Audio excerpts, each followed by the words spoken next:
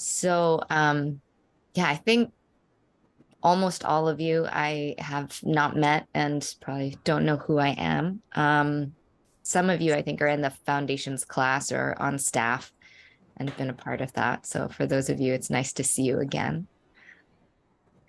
And so given that, my distance, um, in many ways, geographic, but also being in Rinzai Zen, not the Soto sect, and in a different lineage, training in a different temple, I wanted to, I really wanted to find something to talk about that was going to be relevant to all of you, touch on or build on maybe things that you've already been talking about, training with. And so I went onto the New York Zen Center um, social media, and I was really grateful to find actually one of my favorite excerpts from Koshin's new book, Untangled, on there. And I was like, yes, I can talk about that.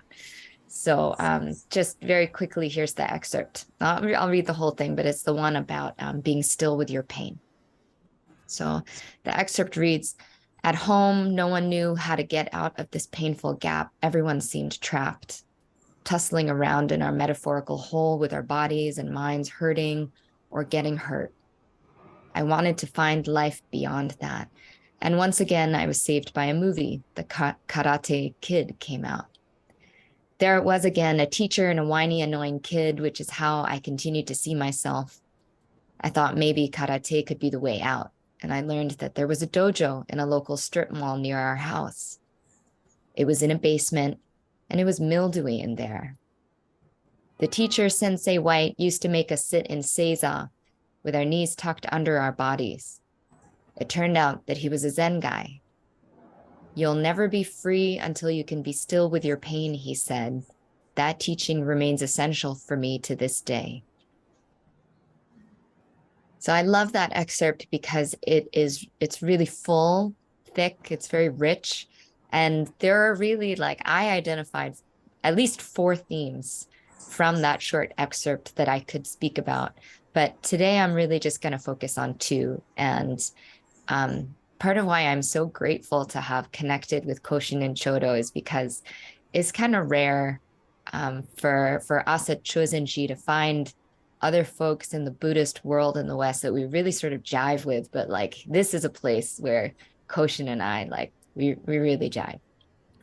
So the first thing I want to address is that this feels like, I think, to a lot of us in the West, an unconventional place to find Zen, a martial arts dojo or a karate dojo, essentially a place where you're going to learn how to fight. And I want to share a little bit.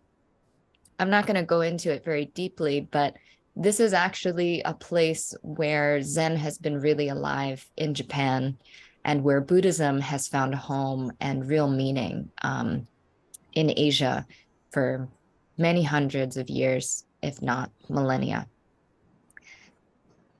A martial arts dojo is a really good place to confront the extremes of the spectrum that we're trying to deal with every day in Zen, which is impermanence and suffering, our dissatisfaction with the world and how it is, and with our pain. So I know that there are some folks I've met, 1 or 2, who do have a background in martial arts. And if you're a fan of Bruce Lee or anything like that, you are probably familiar with the idea that the ultimate training in martial arts and any art of fighting is actually to be able to be successful in any encounter without ever fighting. And that's a really that might be a good starting point to start to wrap your head around, like, what Zen and Buddhism and fighting or martial arts have in common. But in Japan in particular, there is, say, in the martial art that I train in Kendo, the way of the sword, there are some really obvious connections to Zen. And part of that, the first one, is if you find any Kendo school, the name of the school is going to draw from Zen. So, for example, Yamaoka Teshu, who was a really important samurai warrior, leader, and historical figure in Japan, the name of his Kendo school was Jikishin Kage-ryu. Jikishin means the clear mind or the straightforward mind, or another way of understanding that in Buddhist language might be the non-abiding mind. And so here it is, in the name of a school of learning how to fight, the techniques of fighting, a message from Zen, very clear. But even in the word kendo, as within many of the names of other martial arts disciplines, judo, aikido, and in the case of karate, it'd be karate do. That do is really important. And it's what separates, say, judo from jujitsu, or kenjutsu from kendo. Jutsu means technique. Do is the Japanese for the Chinese word Tao, which we might know in English as the way, the path, a universal principle that defies definition and rational understanding, everywhere and nowhere at once. The moment you define it, it's no longer the Tao. So that is what is encapsulated in this name and understanding of any of these martial arts. Kendo does not mean the techniques of sword fighting. Kendo means the way of the sword, essentially a way to discover oneself and to realize one's true self, to become enlightened through the sword, to encounter the sword that both takes life and gives life. So I loved seeing this reference to a karate dojo in Koshin's talk and in Koshin's excerpt and in his book. Is a really great starting point, and it's one that just really resonates sort of with where I come from. Now, just to back up for a second, the Japanese arts, whether we're talking about kendo or sado, the way of tea, or kado, the way of the flower, they're very highly and sort of like refined and formal expressions of not just how to believe in Zen or how even to practice Zen, but how to learn how to do or to be Zen. And Zen in my world means to transcend life and death, all dualism. It's a verb, it's something you do actively. So it kind of makes sense that there would be a method, a form that was created over time to hold that experience of learning to do and be.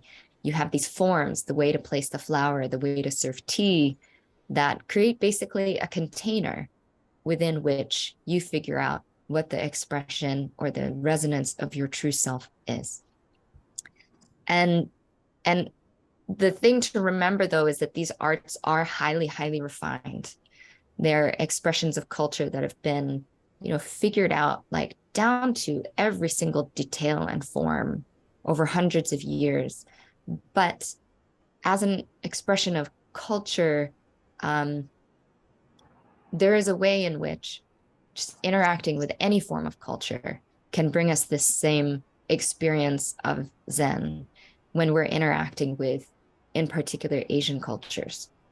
And I bring this up somewhat because it is very common in the Western world and in Western Buddhism for people to look at some of the cultural forms that we encounter in Zen and in Buddhism, holding gasho, the Japanese words, other forms, decorations that we might have on the wall, aesthetics, and behaviors and norms and values, and to feel sort of like, this feels really foreign and uncomfortable. And maybe, as some people would even describe it, it's kind of like baggage, cultural baggage, that really, if we're going to make Zen relevant to us today, we should get rid of that. We should make everything in English, should make it accessible to American people. We should really just get rid of that stuff. It's too Japanese, or it's too Korean, or it's too Chinese. And we really lose something when we do that. We lose that preciousness of that experience, like Koshin had, sitting on the floor in the karate dojo, where it was made very viscerally real, because he was accessing a form that had been refined for so long to bring about this experience of transcending all dualism, life and death. And then even in a more, a less refined form, other aspects of the culture that emerged alongside Buddhism, informed by Buddhism over 1,000 years. We lose that. We lose the words. We lose the values, the norms of behavior. We lose a little bit of those forms that have emerged essentially over time to give people the experience of Zen and of the Dharma. So I like to encourage people whenever they encounter in Buddhism or in Zen, like say you walked into a martial arts dojo and people are, saying words in Japanese or in Chinese, or there are things that just feel a little bit foreign, to actually really embrace that.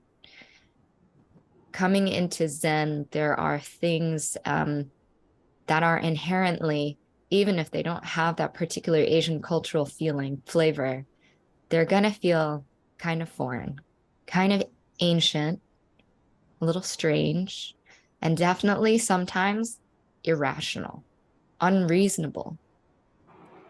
This is really exemplified in Koshin's story. Here's this Jewish kid from New Jersey, and he's sitting seiza on a smelly basement floor. His legs are probably on fire, and he's being told to sit there and still experience that pain. And any rational or reasonable American would be like, let the kid move. Don't put him through that. Why are you doing that to yourself? This almost seems like child abuse. And what does it have to learning with how to, do karate? What does it have to learn with punching and kicking? And that's our rational and very reasonable in a Western context sort of interpretation or response. But if karate do is not about punching and kicking, but it's about realizing your true self through essentially a physical forging, discipline, and of course the forms of fighting, then, sitting there in seiza, even when your legs hurt, back straight, seeing the whole room, 180 degrees in every direction, keeping your breathing, your heart rate low and slow. Well, that is the training. Okay, I get it. It's a little different. But it's undoubtedly the sort of same thing that some of you have experienced in your Zen training. Why am I doing this? What does this have to do with learning to be calm in the face of chaos? What does this have to do with learning to see my own mind clearly? This is just uncomfortable. This is weird. But that is where the training actually lies. And so, in this particular context of the cultural aspect, that's really rich material there too. The foreignness, the uncomfortable, the discomfort. Instead of, and I would encourage us, not necessarily you guys, but just sort of us as a whole in the world of Western Buddhism, to not be so quick to throw that stuff away. Now, I do want to acknowledge that when Koshin talks about, or when I talk about sitting with your pain, I think it can sound a little macho. And it's important to qualify and explain maybe. And so to do that, I kind of wanted to read something that I wrote for my newsletter a few years ago. And it was along this vein, and it was titled, "Don't Move, Advice for Beginners on Zen Training in Community." And I just want to read this because I think it's going to give a little additional perspective or context as to why you should do something like that, why you should train the way that we do. So I'll go ahead and start. Buddhism has always held sangha, or spiritual community, as highly as the Buddha, as an example that enlightenment is possible, and the Dharma, which is the method shared by the Buddha for achieving enlightenment. But there are some particularly powerful ways that Zen training can elevate sangha from a conceptual understanding of spiritual friendship to a more of a concrete ride or die sort of samurai fealty. In my experience, it starts with the intensity of the training and the forms. When we sit zazen, We don't move. We also sit with our eyes open, though downcast. And at Chozen-ji and in Rinzai Zen, we're facing the center of the room. Every time someone even twitches their nose, probably someone else sees it. If someone starts to untuck a foot, they're liable to get scolded. Don't move. So what happens if suddenly you realize the person sitting opposite you or next to you is crying? Like seriously, heart-wrenching, ugly crying. You can't reach over to hug them or offer comforting words. At moments like these, the constraints of the forms employed in Zazen, no talking, no moving, no looking around, they force us to be more creative. So instead of speech, gesture, and touch, what we do have at our disposal are our posture, our breath, and what in Japanese is called ki-ai, our vital energy, our energy signature, or in martial arts, a yell. So we may find ourselves sitting even straighter and more still so that our companion feels supported by the strength of our posture. Maybe we can put everything we have into breathing long and low into our hara and our low abdomens and into feeling even and calm. Maybe our desire to show kindness burns so strong that they actually feel it, just a pulse of relief or comfort whose origins they can't trace. But most of all, continuing to sit without moving, not even shifting a foot or lifting our eyes, it builds the strength that we need and that others need in us in the face of pain or crisis. Sit there with your heart breaking, but sit tall, see and hear everything, breathe low and slow, and feel big.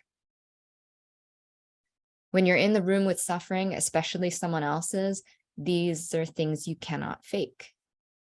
And they work most palpably and effectively when they come out intuitively and spontaneously, rather than being sort of put on in a way that's conscious or contrived.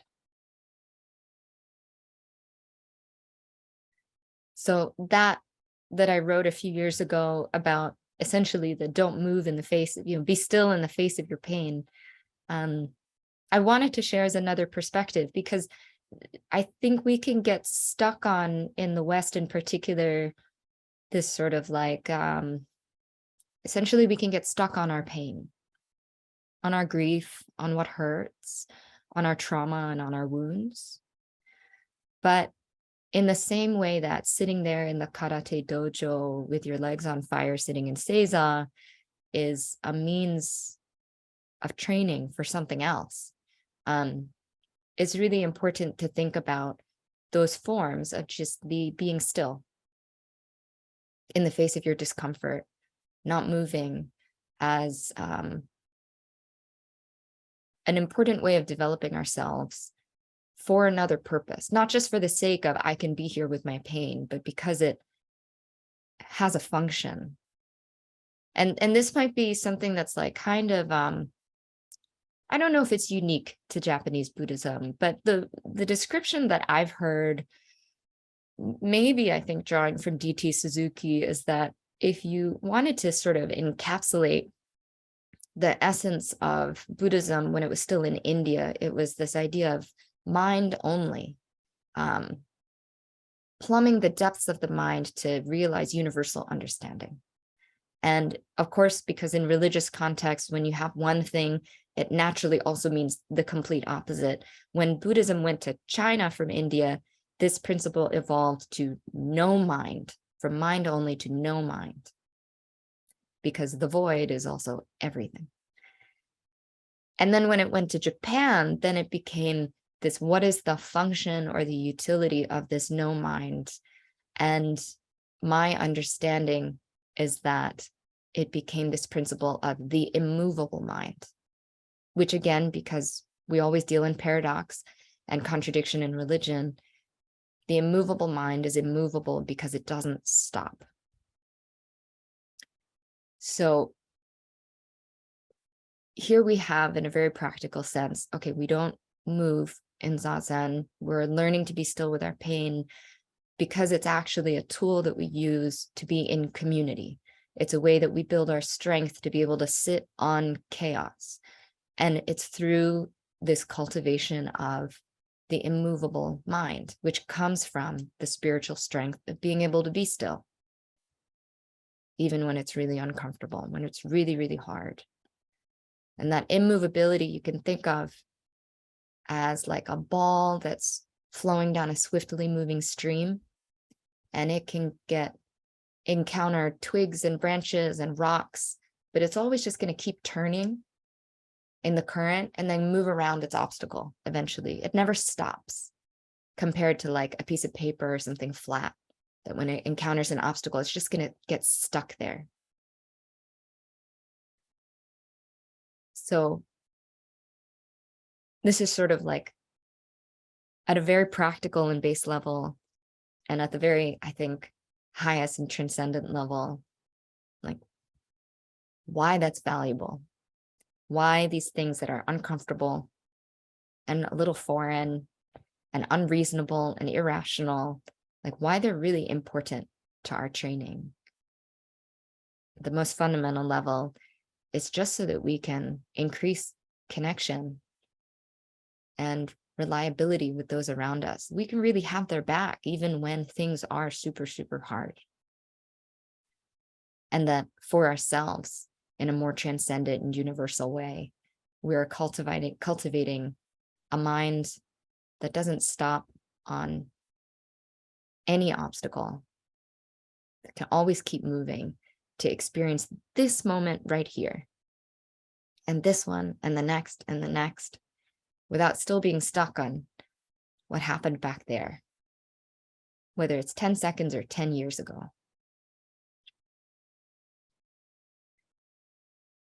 I don't know if we have time for questions or if you usually do questions during Dharma talk.